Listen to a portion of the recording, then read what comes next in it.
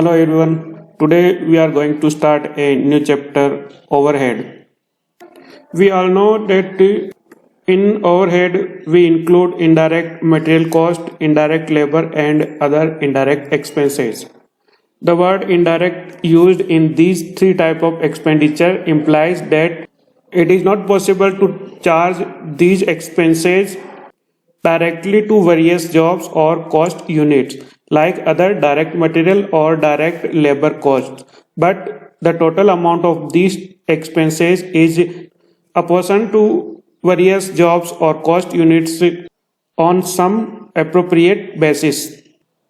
When an item of expense which is common to two or more cost objects and cannot be identified directly with a single cost object in an economically feasible manner, then it is called an indirect cost or overhead or other cost.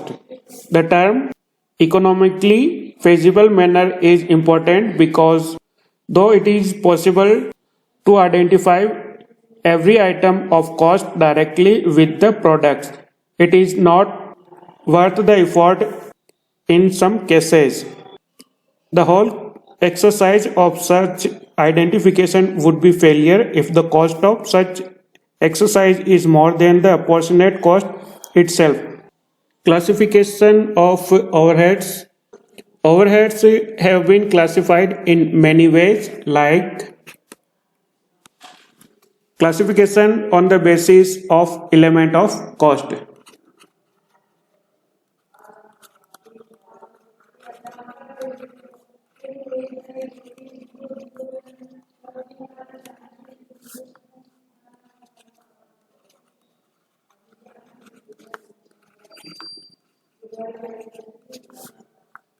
And the second is functional classification.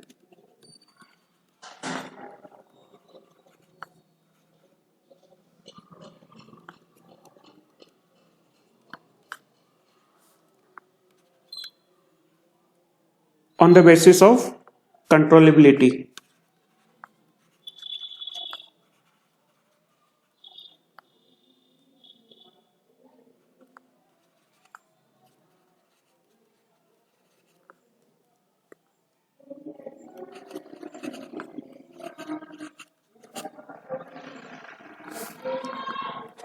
Next is on the basis of normality.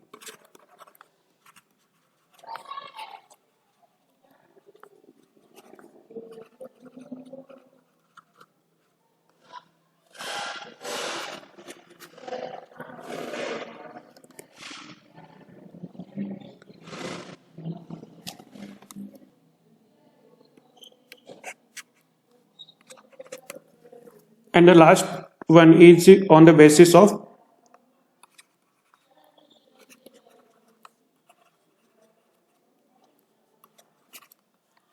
variability.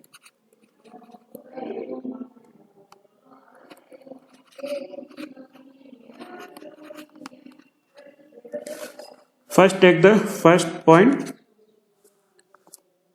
Classification on the basis of element of cost. There are three main elements of cost like material, labor and overhead.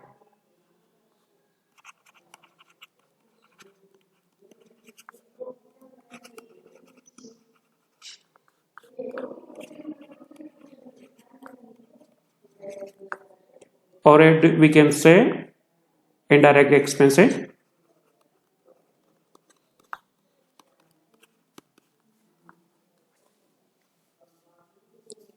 When overhead are classified on the basis of three elements, all the overheads are divided into three classes under the head indirect material, indirect labor and indirect miscellaneous expenses.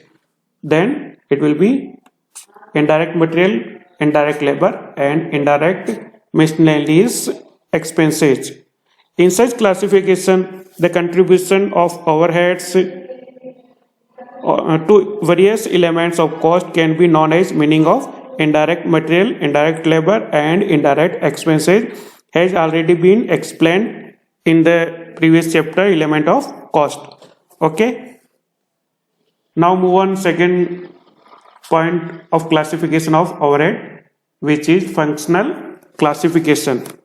In this classification, the indirect expenses related with cost are divided into the three groups. First is factory overhead.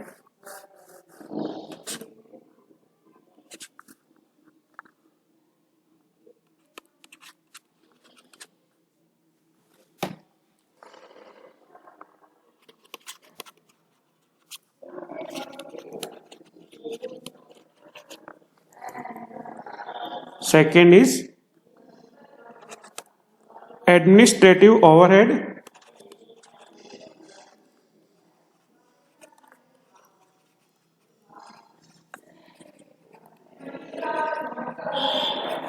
And the third is selling and distribution overhead.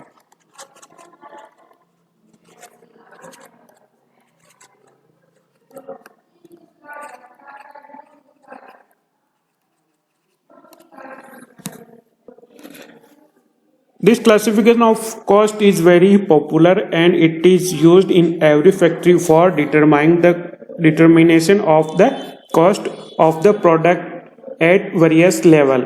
This classification has also been described in the chapter of element of cost in this book. Okay, now move on our third point of classification of cost, which is on the basis of controllability. Classification has the utmost importance in the control of indirect expenses. Classification has the utmost importance in the control of indirect expenses. From this point of view, all the expenses are divided into two groups. The first group is controllable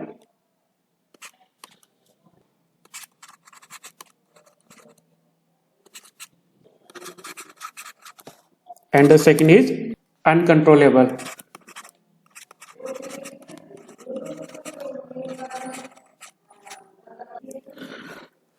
The expenses which the management think that can be reduced are included in the controllable expenses. Search is made to find out the measures that can be reduced these expenses and steps are taken to implement these measures. The second group includes those expenses which are not controllable in the view of administration and taking them to unavoidable. These are not cared for. It should be noted that a permanent list of controllable and uncontrollable expenses cannot be prepared in any factory. Any expenditure which is considered to be controllable today may be considered as uncontrollable after some time because of some new invention. Therefore, the list of two groups of expenditure should be reviewed from the time to time. Okay, the next basis is on the basis of normality. On the basis of normality, overheads are divided into two groups, normal overhead and abnormal overhead.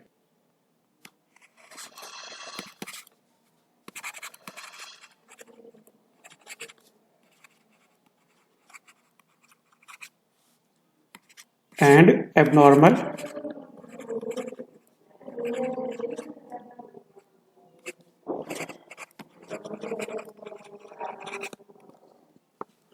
indirect expenditure and losses that may occur during the process of production is normal.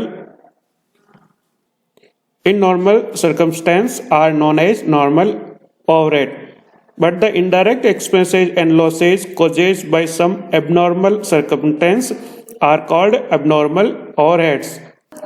Amount of normal overheads is added to the cost and the abnormal overheads are transferred to the costing profit and loss account. Now move on our last point of classification of overhead, which is on the basis of variability.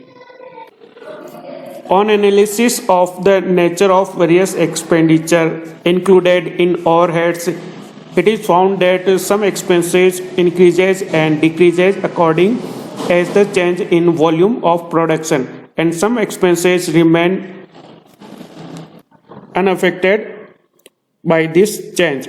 On this basis, overhead are classified like fixed overhead, variable overhead, and semi-variable overhead. Now we can classify it in three various points. First is fixed overhead.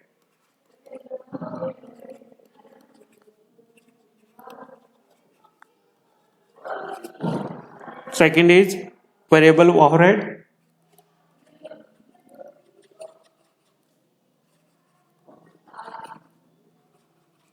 And semi-variable overhead.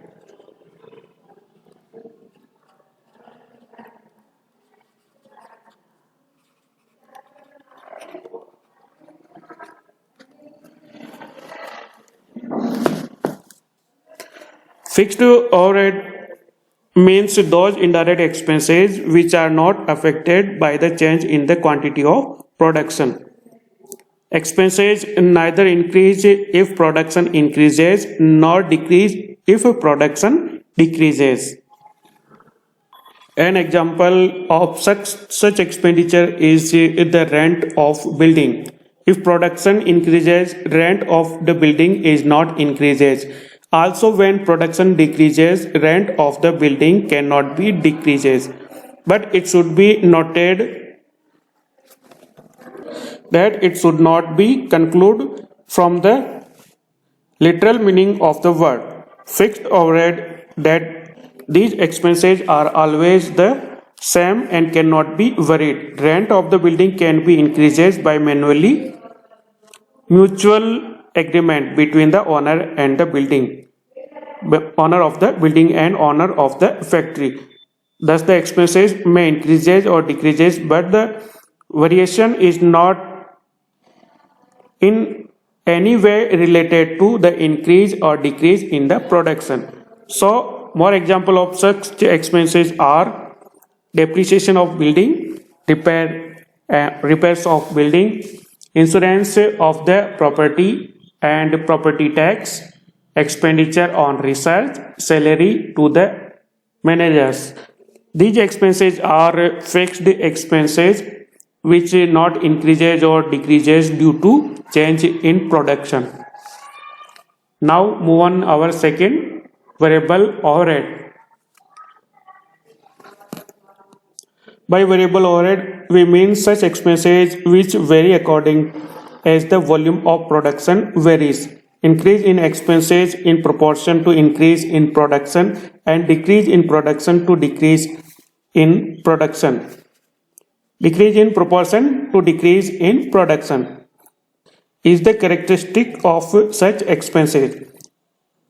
Some example of variable overheads are power, transport expenses, water and gas, repairs of plants.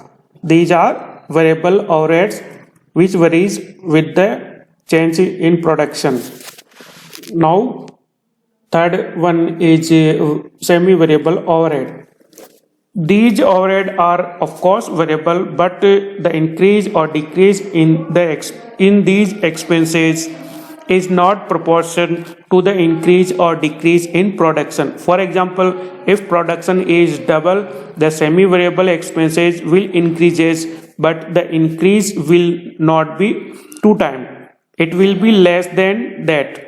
Some will be the situation in case of decrease in production. Most of the overheads expenses in factory are semi-variable, and this is why the cost tends to decrease with the increase in production. From the study of nature of semi-variable overheads, It is found that these expenses are based on two factors, stability and variability. A part of the expenditure is fixed because it is essential for the production, whatever be its volume. Other part of expenditure is variable. It increases in case of production is more and decreases in the production if less. Example of these expenses are administrative expenses, selling and distribution expenses. Classification of various expenses in the factory on the basis of variability is very necessary. Such classification is helpful in determination of the level of optimum production. Relative increases in various expenditure as a result of certain increase in production can be found. This classification is basis of marginal costing techniques.